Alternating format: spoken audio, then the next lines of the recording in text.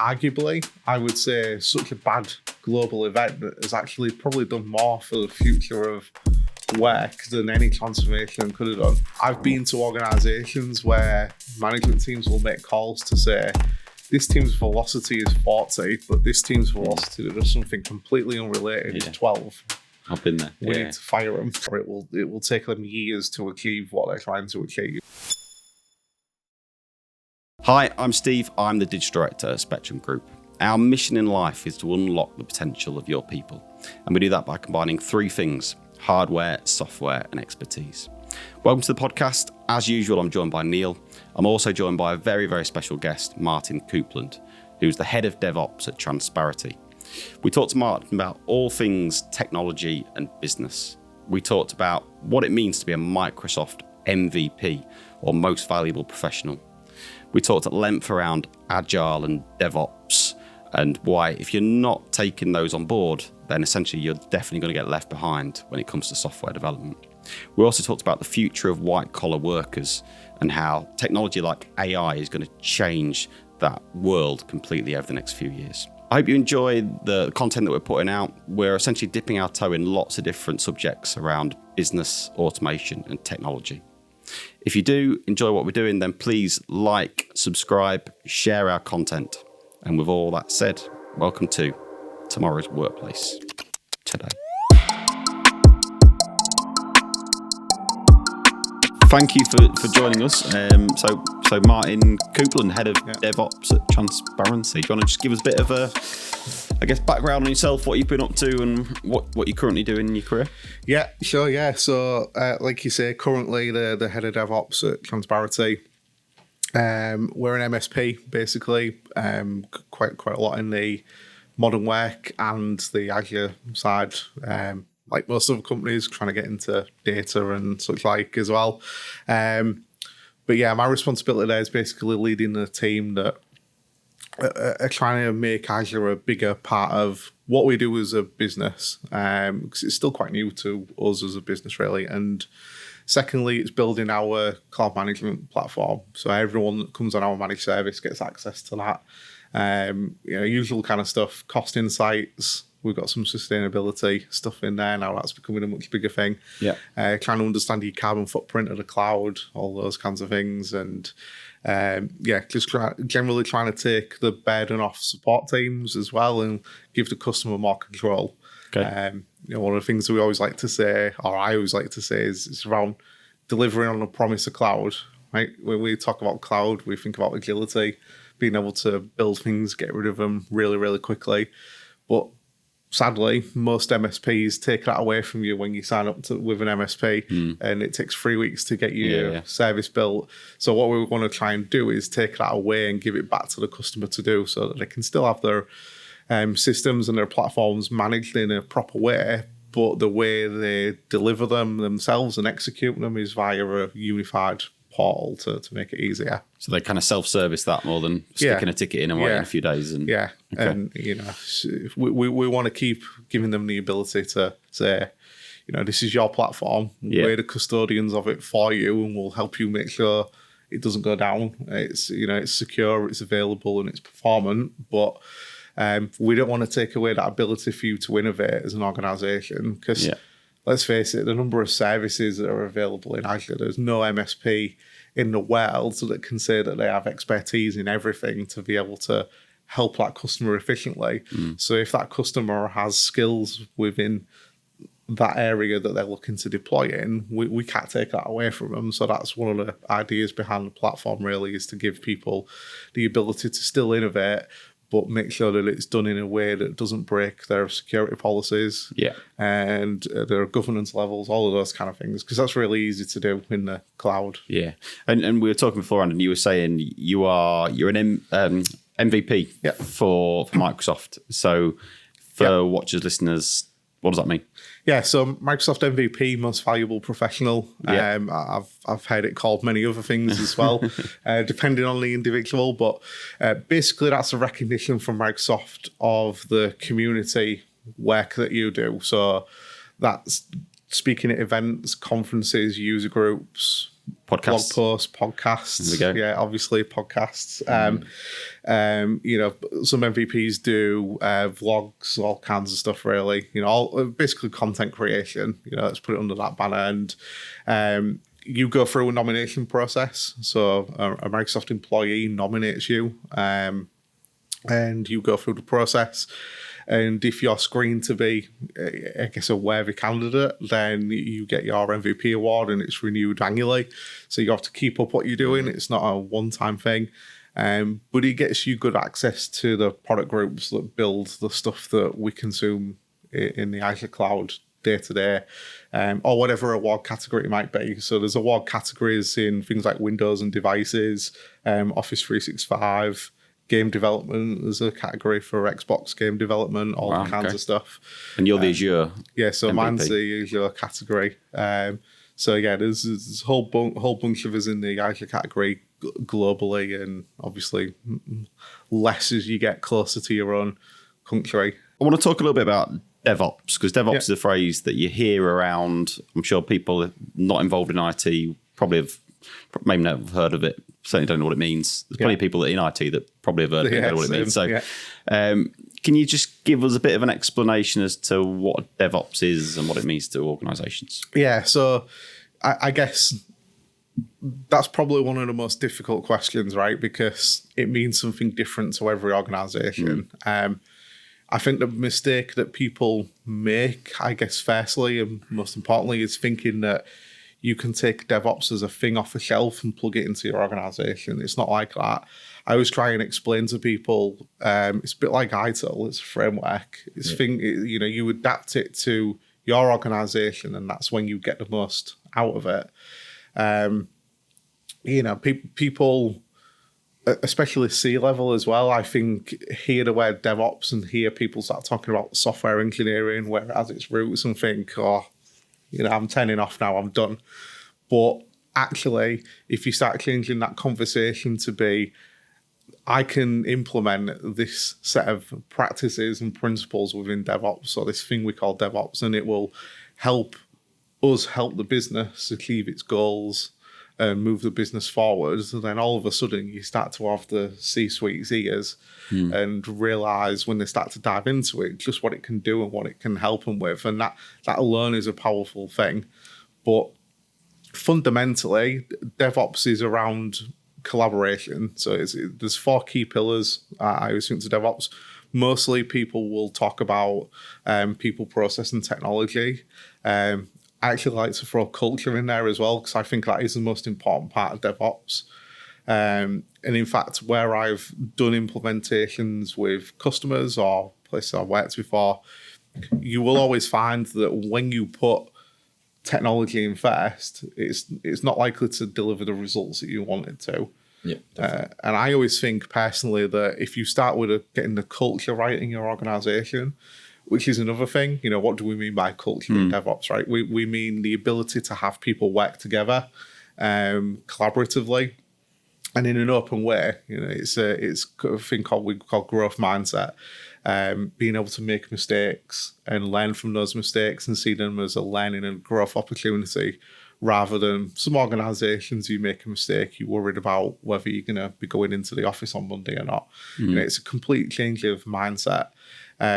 So I think if you start with culture and you get that right, that then drives the people within your organization. And sadly, because it's such a difference to how people have worked for so long, there will be some people who don't want to come on that journey with you and will leave the organization. But you know what, that's fine, because that brings in opportunity to bring in other people or promote others that are showing the right characteristics that you need to make a good job of implementing this in your organization.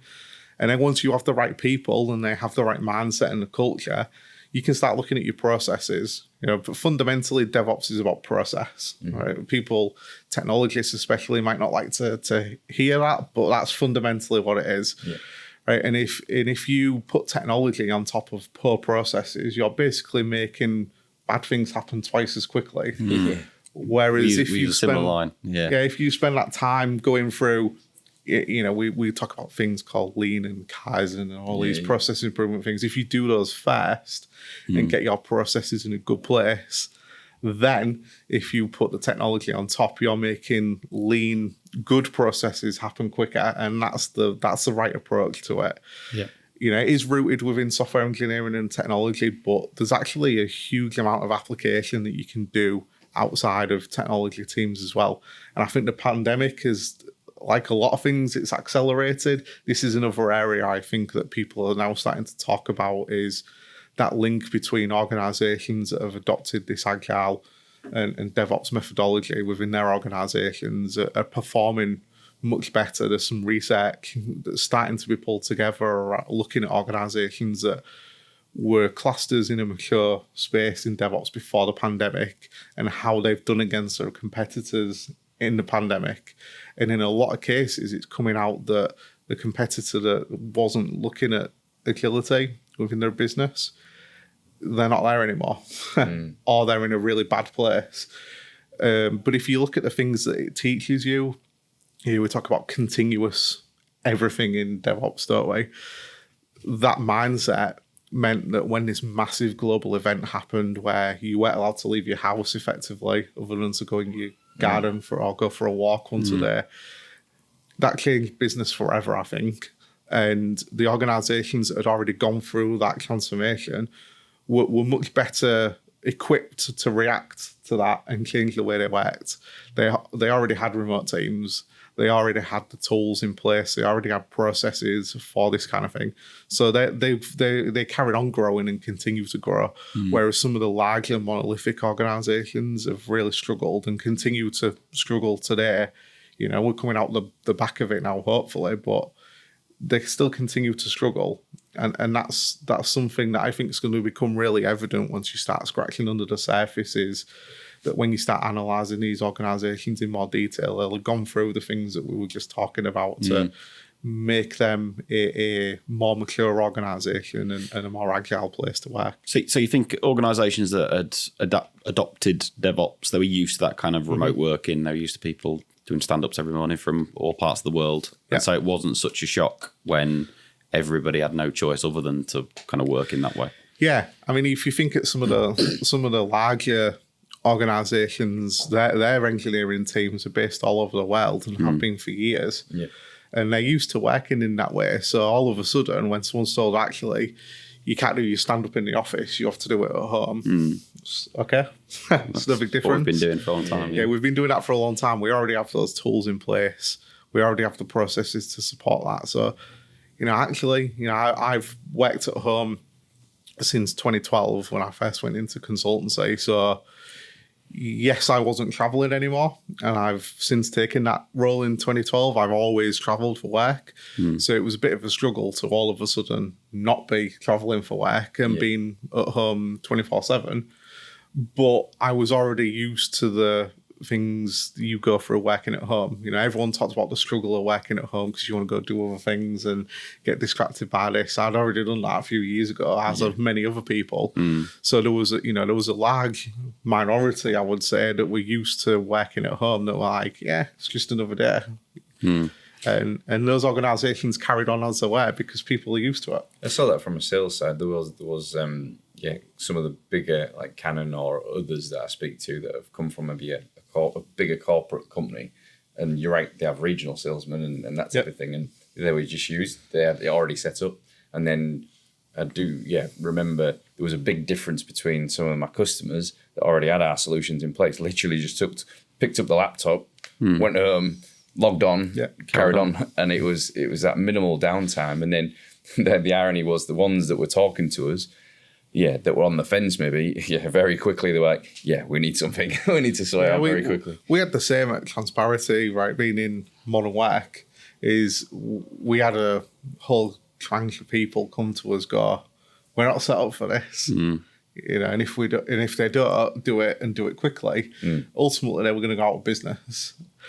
I remember seeing some stuff on LinkedIn quite a while ago now about the pandemic being responsible for faster digital transformation than anything else.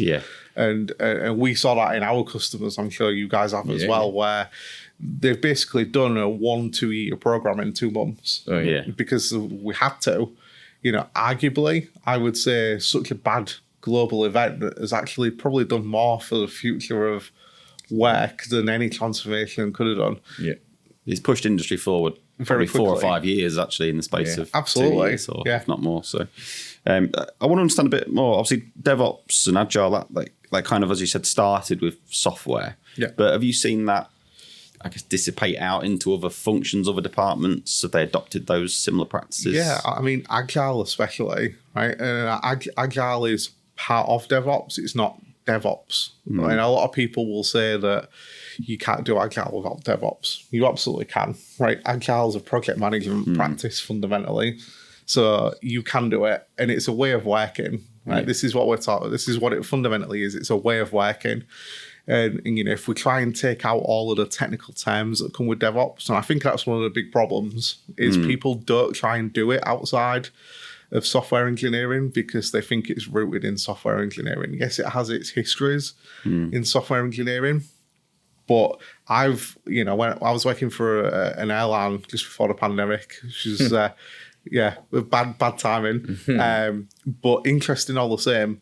They'd gone through that Agile journey and they really struggled as an airline, and they're out the back of it now and doing much better. But compared to some other airlines, they did much better than others did. You know, I understand they were quite close to folding at one point during that, but they come out the back of it.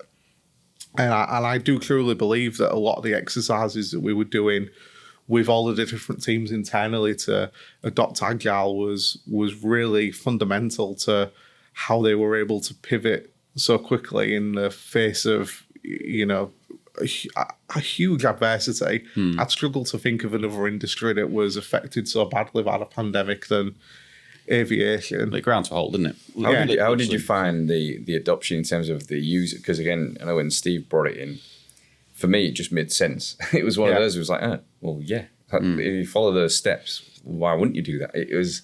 How did you find the adoption from once you introduced it and went through it? It's funny. I actually find non-technical people get it better than technical people. Really? Why is that?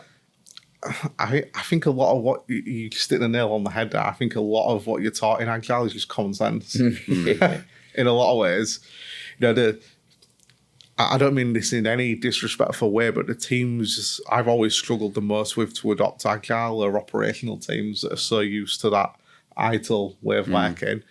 And you have to figure out a way to have those teams understand that what they've done for the past so many years isn't wrong. This isn't a better way of working. You know, that's a really bad way to describe it to people, but these are the benefits of working this way. This is why this model is better now than what we're trying to do through ITIL. And if you can get that messaging right with operational teams, I think you can hit the nail on the head. But, you know, to give you an example, when I was working with the airline, I was like, right, I said to my boss, I'm going to go talk about this to some of the teams outside of IT. And he understood. He was like, okay, great. You know, any contacts you need, just let me know. And off I went. So I went to procurement, went to finance, and went to the cargo operations team and talked to them about Agile. And cargo folks got it, right? That's a really tightly knit, process-driven environment where they already did a lot of what we were talking about without realizing it, especially continuous improvement. Like one of the things they did with continuous improvement there that I really liked is they had a target with Donata, who did their ground handling for them and cargo handling. And one of the things that they did was got them to send the trucks of cargo to the plane, what they call in trim. So what happens is the truck turns up and the pallets come off and go on in order and then drive off. Whereas what a lot of other airlines do is bring them on and the forklift picks one up at a time, goes and gets another one, and puts them in the right order. Whereas what they did with them was, obviously they need to be in a certain place. All of the pallets have to be in a certain place for weight and balance of the plane and centre of gravity. Of course, yeah. So they arrive in trim so they can just roll off onto the plane. Lean. Lean, exactly in action. And what they were able to do with that, and I remember being stood on the apron at Heathrow one day watching them do this to kind of help them with some ideas and stuff.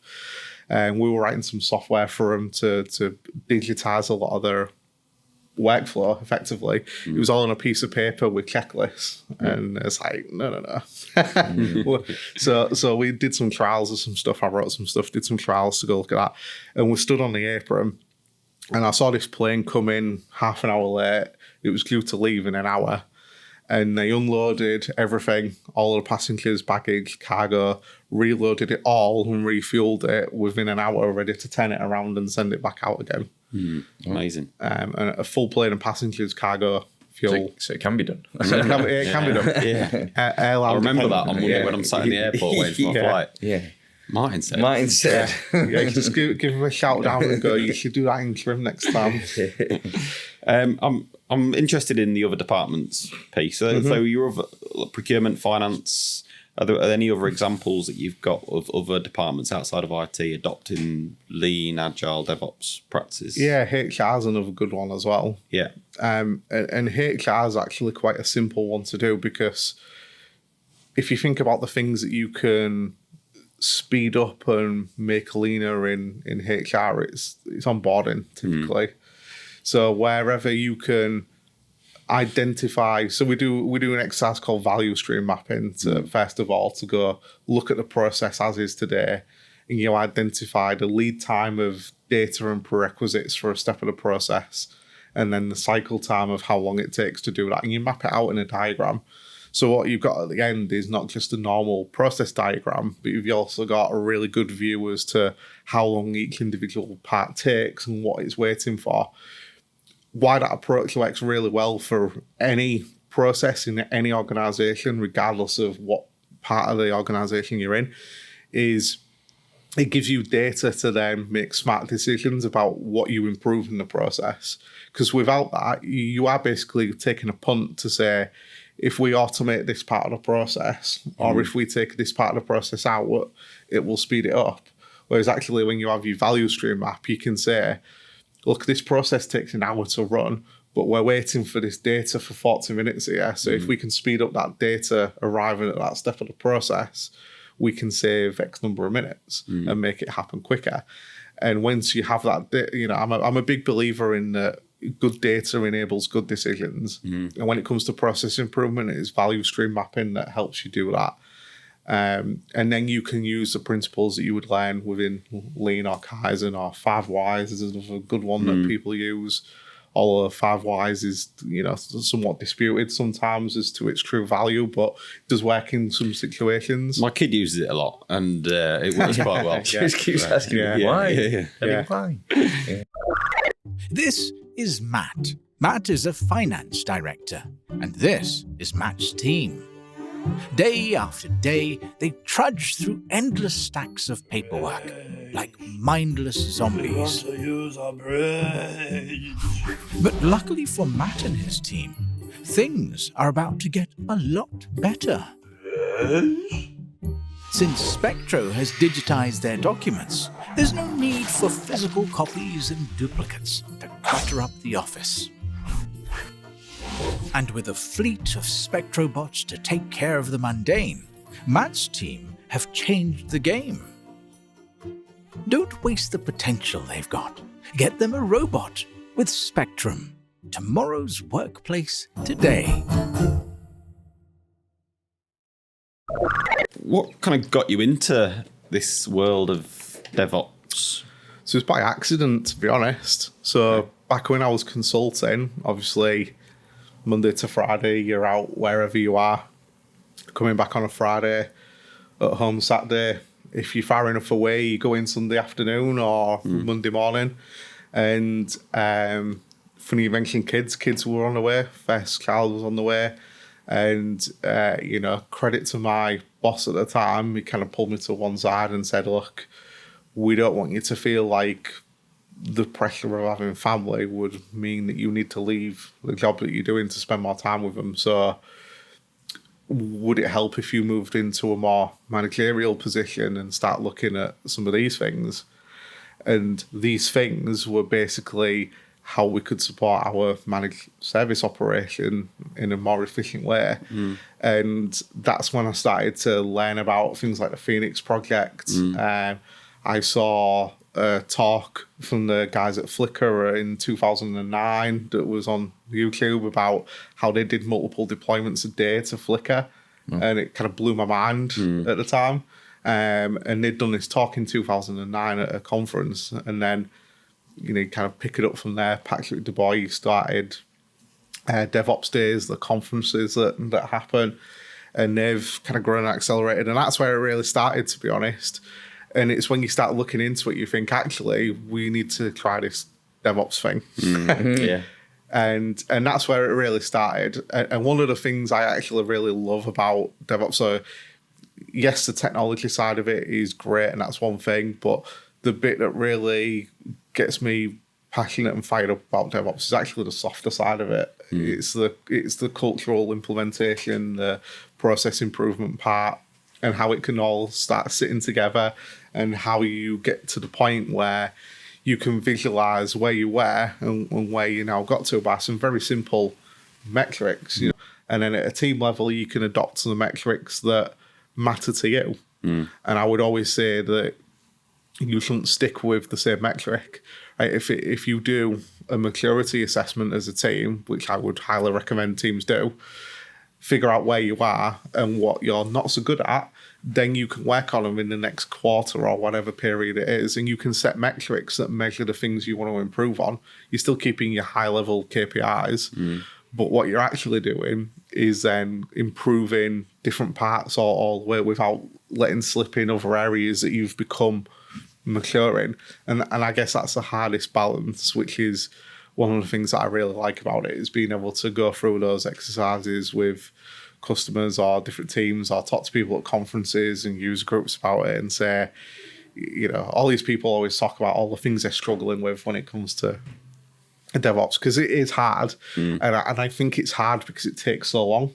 Like you can't do it overnight. You can't do it over the course of a week or a few months. It can take you years. Yeah, especially when you talk about culture, it's like that can take a bit of a massive shift. Yeah, exactly. You mentioned 3 important KPIs in terms of lead time, cycle time, velocity. Can you, for those listeners, watchers that aren't familiar with it again, just explain each one of those and what they mean? Yeah, so velocity is probably the easiest one to explain. In fact, none of them are complex in many ways, but velocity is all around measuring the work that you've committed to doing versus what you actually completed. And it's very much a team metric. So I've been to organizations where management teams will make calls to say, this team's velocity is 40, but this team's velocity that does something completely unrelated is 12. I've been there. We need to fire them. Really? Yeah, it can get as extreme as we need to fire them, but let's hope it doesn't. But if you don't know, that can happen. The velocity metric is important to understand at a management level, because actually when you start falling behind what you've committed to, it either means you're not planning your work very well and you're not estimating it very well, or you need to add headcount, or both, because you're under then much more pressure to perform, that you are trying to do too much. You're trying to fit too much work into your iterations or your sprints of time boxed effort. So velocity is important from an overall level, but it should be interpreted at a team level. Like only this team can compare this team's velocity. This team compares their velocity to their team only. No one else. Because 12 points to one team will mean something completely different to another team. So and just to explain points as well, I think, because that's important as well. Because this is a concept I find people really struggle with. Yeah. It doesn't actually mean anything. A point can be anything. I know teams that use story points, as we call them, to estimate how much a piece of work is going to take as hours. So if they say something's going to take 12 points, that thinks that they mean it's going to take 12 hours. Right. And if that's what they want to do, great. My team at Transparity, we use the Fibonacci sequence. And, some people say, why use the math thing for? And it's like, well, when you're looking at estimating between 1 and 32, right, what is the actual difference between 5 and 6? Whereas if you use a sequence of numbers, you go from, I think you go from 5 to 8 in the Fibonacci sequence. So there's a real discernible difference in effort between 5 and 8, whereas there's not between 5 and 6. And you end up with arguments as a team. I've seen it before where someone's like, oh, I think it's 6 points. And someone else, I think it's 5 points. It's like, doesn't matter. really? What's the difference? So, you make it whatever you want to make it as a team, I guess, is the key thing for story points. And cycle time. So cycle time and lead time. So cycle time is a measure of how long it takes you to start a task to finish a task. So it's that duration in between. So if you think of a backlog that we work with, an agile list of work, if you're on a Kanban board, for instance, you move your card from the left-hand side to active. It's the time measured from when it's active to whatever your definition of done is. And that's another important point. I know some organizations would say it's the time between active and closed, but closed is not done. Like, closed is the developer's view of I finished this work. The definition of done is something a bit more informal in a lot of ways, but it's for your business analysts and your product managers to be able to look at it and say, does it do these things that we've listed out in our definition of done? It's not just about acceptance criteria. Definition of done has to include release to production. I know so many organizations that say this work item's done. It's like, oh, what environment's that sat in? Pre-production. Okay, so it's not done. It needs to be when you've released it to production, because that's only when you can ascertain if it's triggered any bugs, if it's caused an impact on anything else, which is where you find out whether your regression testing's working well or not. And then lead time is very similar measure, but it's when it entered your backlog to when you've completed that piece of work.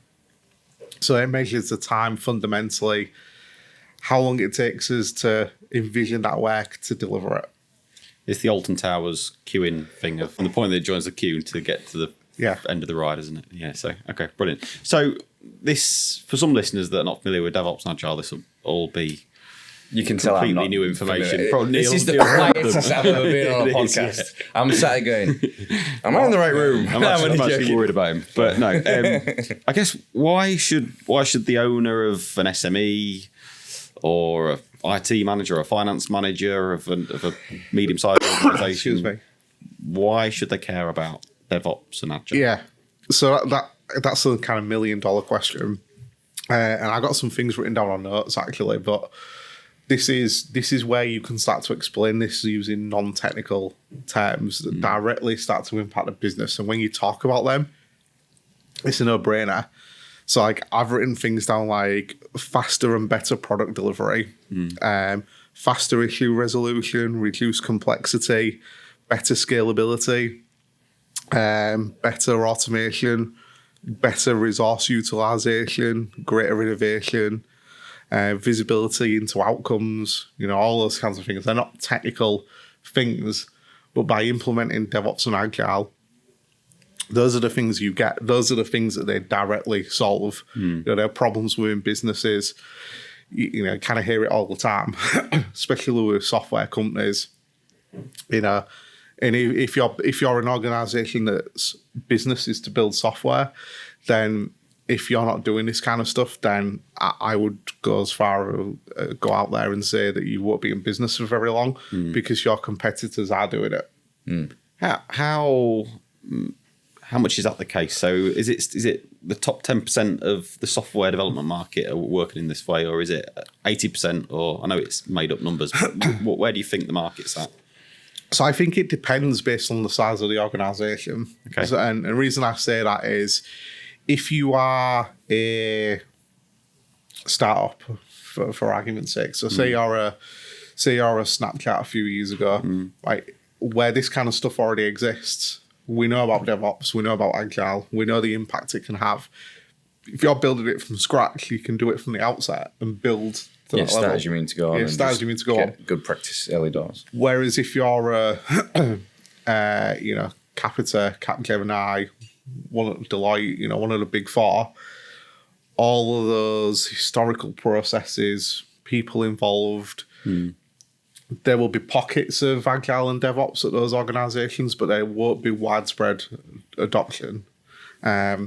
at least not to the level that you would envisage, because it will take a long time. Some of those organizations will be on a transformation journey towards Agile and DevOps, but I can guarantee one of the Big Four, it will take them years to achieve what they're trying to achieve. And they'll know that, and they'll have planned for that, but we don't see it from the outside because it's all internal at the minute. And smaller organizations, we're kind of the same. Transparity, I'm sure you guys are as well. Yes, we didn't start out like that, but we're small enough to be able to adapt very quickly and change the way we work with the right people. But why are the big consultancy, big SIs, not as mature as I would say they should be in this? Because they've got the resource, they've got the knowledge, surely. Yeah. What's really holding them back? It's not as though this is a new concept. It's been around for 20-odd years now. Yeah, I honestly, I think to start with, because not many people were doing it, they didn't need to. I think you're getting to the point now where smaller service providers and smaller consultancy firms are taking the work of huge enterprises from those organizations because they can't demonstrate agility. So they've been forced to do it now. I think they've not done it before because they didn't feel they had to, some of them, especially more widely. Individual teams will do this kind of stuff, as I say, but more widely, I don't think there's that wide adoption. And I would say the other side of it is as well that there is so much red tape in some of their processes that it almost requires a redesign from the ground up. I think everyone knows what the problem with that process is, but can you actually change it? No, because it involves so many parts of the business. Yeah. And that's where it becomes a problem. If you're a small organization and your HR team is 3 people, and you want to improve your onboarding process, which involves finance and payroll, HR, IT as well, to provision accounts and stuff. If you're a small organization, that process is quite easy to automate parts of and analyze and understand in a lot of detail. But if you're a massive organization where your HR department's 500 people and your finance team is another 200 people, all of a sudden you need to have the people in those teams want the will to change the process. And I think that is, from a people perspective, those organizations is what it comes down to, is having the will to want to change. I see that in normal SMEs. Again, you'll get, and even still some of the big manufacturers, you can put, again, a team of people, and if you miss one specific person out of that process and don't include them, I've got one customer, one person just refuses to use the technology. Everybody else is using it, it's working fine. And he's like, no, I like to do it my way because that's the way I've done it always. And it's like, wow, okay. We sometimes call that public sector mentality. Yeah. A little bit, where, and again, this isn't a dig at people in work in public sector, but sometimes and I've experienced this where a few years ago consulting, I needed to do some work, and they're like, you need to raise a change request. It's like, oh, great, okay, how do I do it? Or do you just need me to tell you what to fill in? Like, we can do that. Great. When will it get approved? Well, it won't get approved till next Friday now because Bob only works on a Thursday, Friday. It's like, oh, right, okay. But why do you do it that way? Well, it's just the way we've always done it. Yeah. Was the answer I got. Again, it's big organisations, I guess, and which public sector is, and which it just takes longer to change. Well, and this is the thing. I think the larger the organisation gets, the more the individual thinks they know there's a problem, but they don't have the power to fix it. So they don't. How do you handle the conversation with clients? Because I think my observation would be clients a lot of the time think they want a kind of fixed scope for a fixed price, for a fixed timeline. They want to know want to know everything up front. In reality, they probably don't, because they don't know everything up front. But if this is a new concept to clients, how do you handle that? So I think that the most important thing is upfront to talk about what they're trying to achieve. So if we're doing like a system design, or you're architecting new software or a new platform, you would go through a requirements gathering process. And as part of that, you would ask them what is the goal of what you're trying to achieve. And I do the same with DevOps as well. So the first conversation I would have with any customer or even someone at a user group or whatever, a conference, they come up and say, I want my organization to adopt DevOps. We need to do it now. It's like, well, why are you doing it? What do you want to achieve?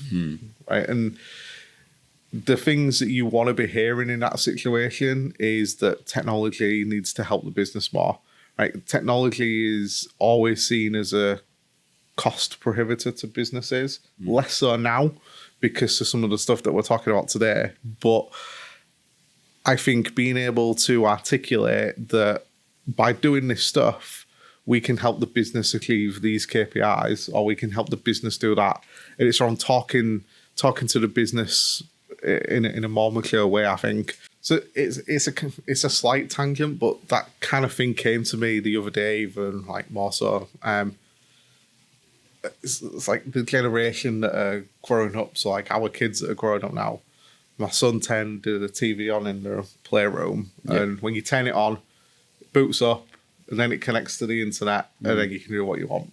He turns it on and he's pressing the Netflix button and it's not working. I'm like, you need to give it a minute to wait. I'm like, but I don't want to. Yes, they expect things like now. You're right. And that's the problem we have when we build all of this stuff, and we can only address that problem by being able to pivot what we're working on really quickly. You know, one of the things that I really like about the team I've got is we have that mentality that we could work for 2 weeks on something and shelve it because it's actually just not right. But you've lost 2 weeks, not 2 years. You've lost 2 weeks, not 2 years. And we've not found out once we've released it and everything else is broken and we've lost customers because of it. We've found out when we've put it into our development environment that actually it don't really sit well, don't really do what we envisaged it to do. You know, let's cut our losses. Yes, it's still 2 weeks that you've lost, but thinking of it from a growth mindset perspective, we did this with something we were working on a while ago. We're looking at automating some cloud migration steps. And once you start getting into the details, it was just like, this is actually too complex. There's too many variables. You know, we're asking for trouble if we carry on with it, really. So yes, we lost a couple of weeks of work with that. In fact, 3 weeks of work with that. But we learned an awful lot about how some of those things worked that we could give to the rest of the business that does migrations and the tooling that was involved. So yes, it doesn't directly impact us, but you need to think about the bigger picture in this kind of stuff and think about the rest of the business. And we help the business with a load of understanding as to how some of this stuff worked. Yes, we couldn't do it the way we wanted, but we learned an awful lot of stuff because of it. And that's the culture piece that you talk about. Culture bit. Rather than perceived as successful as opposed to... Yeah, you know, yes, we marked that as a failed piece of work, technically, because it was, we didn't deliver it. But we still saw it as success because of the result that we got out of it and what it meant for the business and what we learned. Plus, we've learned now that unless there's a fundamental change to that product in the future that we were trying to interact with, there's no point in us ever revisiting it because we know we can't do it. So those kind of things really help with stuff like that. And it's those kind of decisions that can help you figure out those kinds of things. And instead, what you could get is, you know, you either ship that 2 years later and no one knows what the code's for, or no one knows what the part of the product does anymore because the people have left.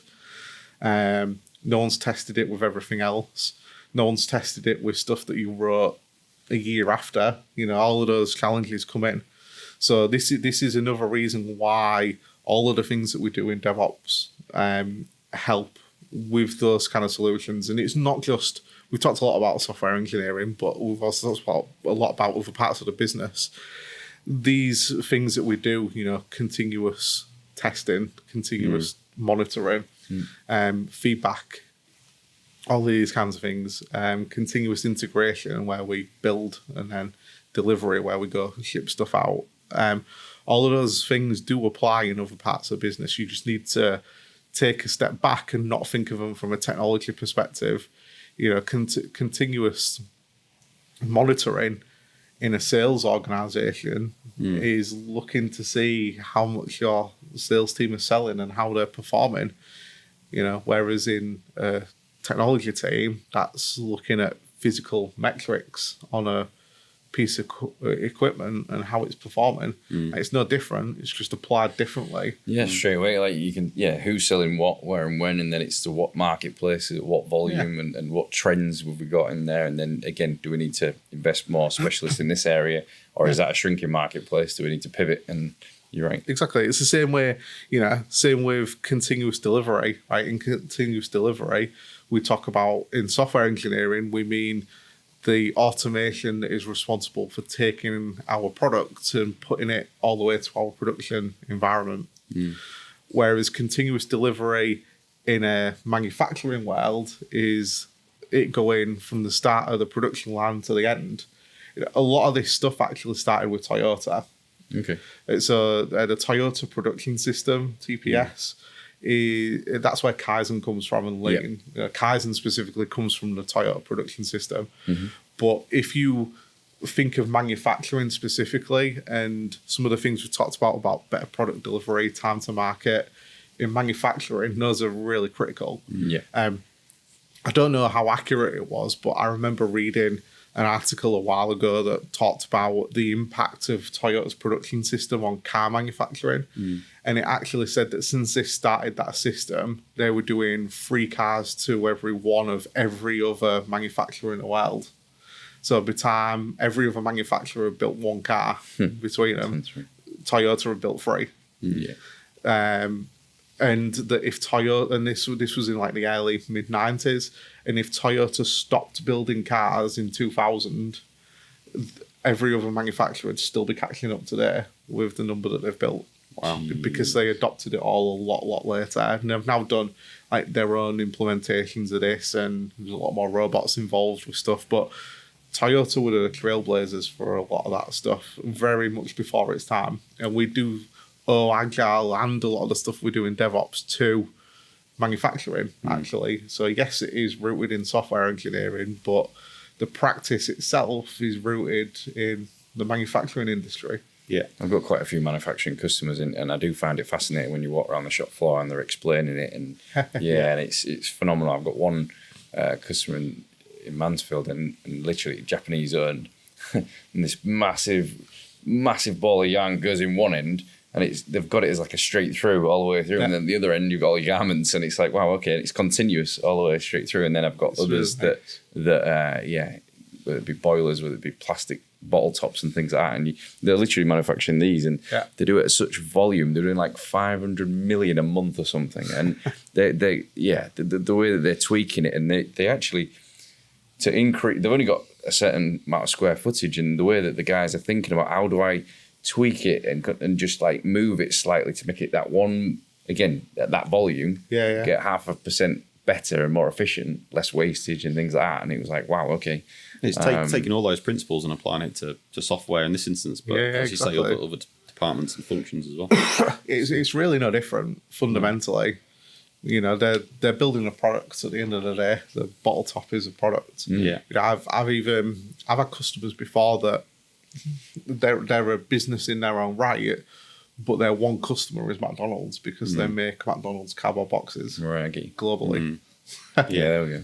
I mean, again, the main department I'm interested in is finance, because that's kind of who I'm speaking to most of the time. I'm putting finance automation pieces in there, and you're right. The ultimate outcome, especially for the accounts payable team, is I need to pay this bill. And it's like, it comes in here.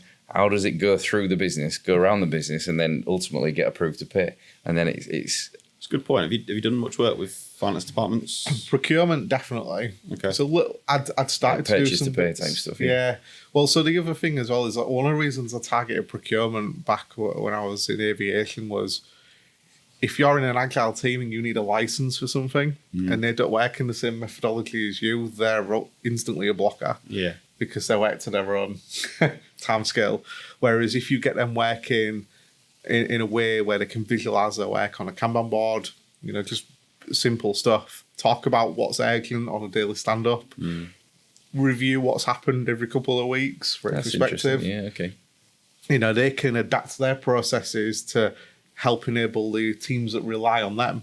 Because at the end of the day, you know, with most things that need a license or a purchase, you can't carry on until that purchase has happened. It's a hard block.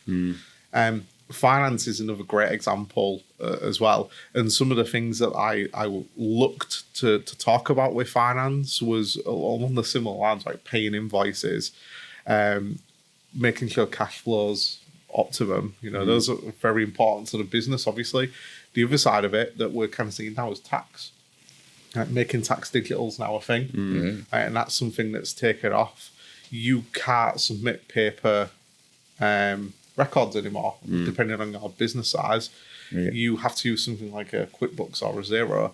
So you put all that effort in up front to make that system right, and when it comes to filing time, you go press a button, file. Yeah, done. That's a great point. I guess with invoices, it's the same principles of get your purchase order data right up front, get your supplier data right, and then things will match more and things will go straight through. And it's looking at the process end to end. How can we improve it? How can we take waste out? I'm going to have to wrap it up because I could sit here and speak to you all day. But I've got time for one last question. I just want to understand what your view of the future of work is. So Tomorrow's Workplace Today is the name of the podcast. What does work look like in 10 years' time? So I think that that what we've started with the pandemic is the start of the next workplace revolution. As I was coming in this morning, I thought, let me just look for a good example of this.